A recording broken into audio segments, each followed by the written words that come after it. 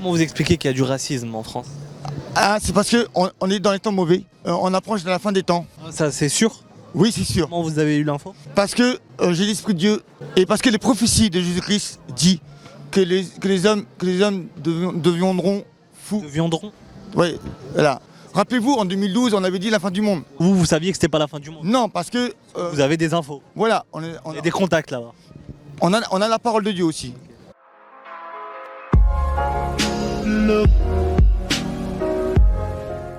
Et est-ce que vous avez déjà vécu le racisme? Non, j'ai Été raciste envers vous? non, j'ai pas été raciste. Non, pas vous. Non. Est-ce qu'on l'a déjà été envers vous? Oui, pour mes dents. Ah oui? Pour mes dents. Ils ont dit quoi sur vos dents? Parce qu'ils savent pas que je suis né comme ça. Il y a des gens qui sont nés comme ça. Né sans dents? Non, avec mes dents comme ça. C'est pas ma faute. Et il y en a qui m'ont dit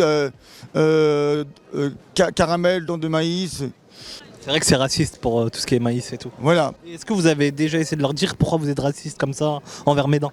Moi j'ai une chose, c'est qu'on doit s'aimer les uns les autres. Et on doit s'entraider C'est un beau message. les uns les autres. Et on doit arrêter d'avoir des faux raisonnements. Pas être raciste envers les dents, tout ça. Ni raciste, ni envers les dents, ni vers un handicap.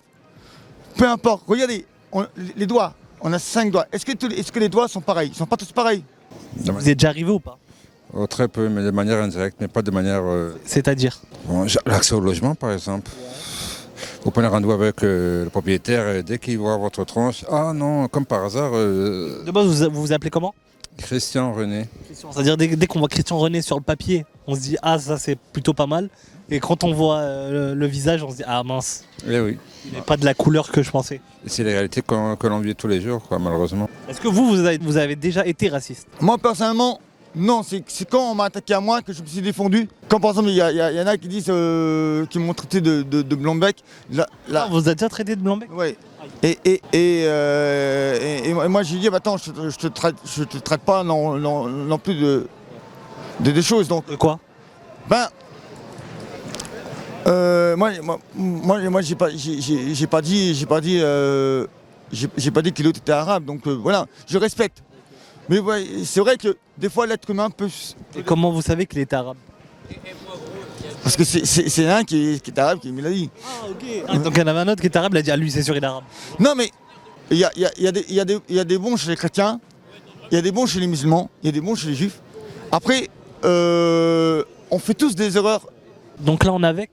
Et là, je sais pas avec qui, là. Là on est avec? Avec vous, Vous. le Diallo. Ah ok. Dites-moi, vous en pensez quoi vous du racisme? Comment? Le racisme, vous en pensez quoi? Ouais, les racismes, j'ai entendu les mots de racisme. Quand même, c'est pas bien. C'est pas bien. Non. Je suis d'accord que c'est pas bien. Et est-ce que vous avez déjà vécu ça? Ouais, souvent, on y voit ça, souvent, oui. Souvent, genre, vous sortez, hop, ça vous arrive?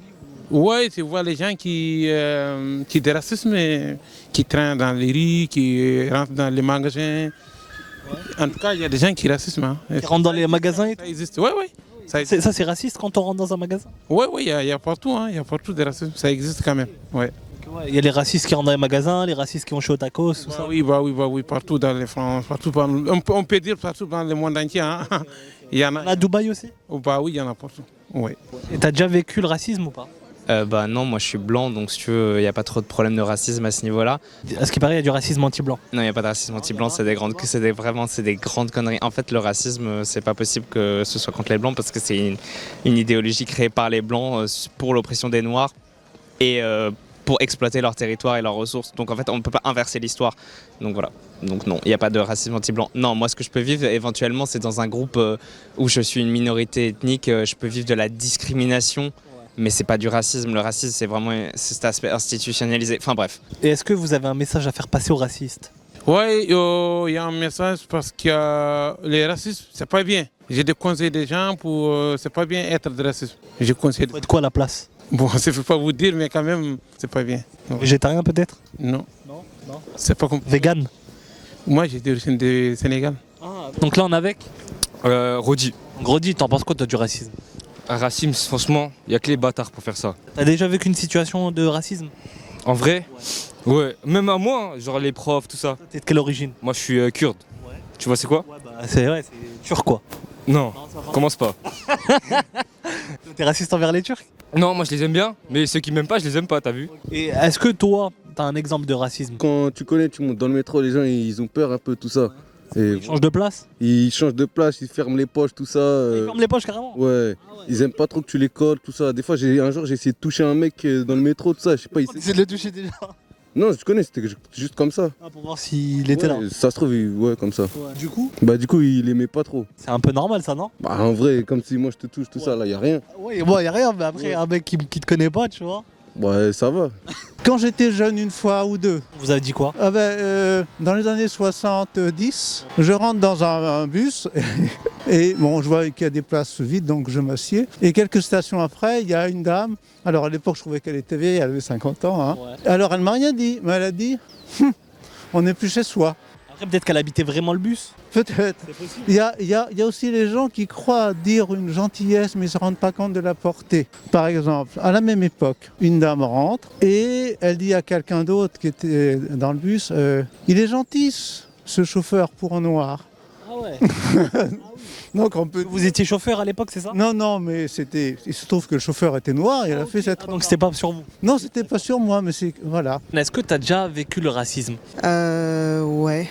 C'était au niveau du travail, ouais, dans un lieu de travail. Du coup, j'étais la seule noire.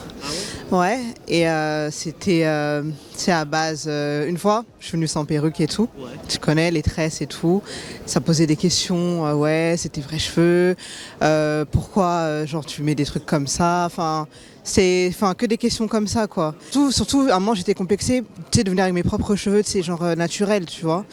Et c'était assez compliqué parce que du coup, ça a dérangé ma responsable. Et elle était plutôt, après plutôt que c'est que je venais avec les cheveux, les extensions, tout ça. Elle dit que ça faisait plus propre, enfin voilà. Et de là, j'ai compris que c'était... C'est quoi, c'est dans la restauration? Non, c'était dans le secrétariat, en fait. J'étais secrétaire dans un cabinet de dentiste, du coup. Et elle dit que ça faisait pas très professionnel pour les clients, ça, et qu'elle préférait que j'aille les extensions plutôt que les cheveux naturels. Au début, je me rendais pas compte. Je me disais peut-être que c'était, enfin, ça faisait. Elle a un problème avec les cheveux. Ouais, voilà. Mais en fait, du coup, non, je m'étais rendu compte que ouais, c'est vraiment raciste en fait.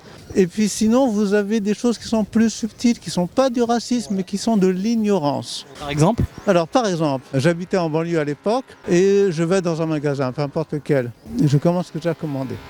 J'y vais une fois, deux fois, et la troisième fois, le couple de commerçants, il n'y avait personne d'autre, me dit avec un air gêné, écoutez, on a une question, mais on n'ose pas vous la poser, on hésite un peu. Je dis, allez-y, etc. Lui, il me dit, savez-vous la question qu'on s'est posée, ce qu'on s'est dit la première fois qu'on vous a vu? Non, aucune idée.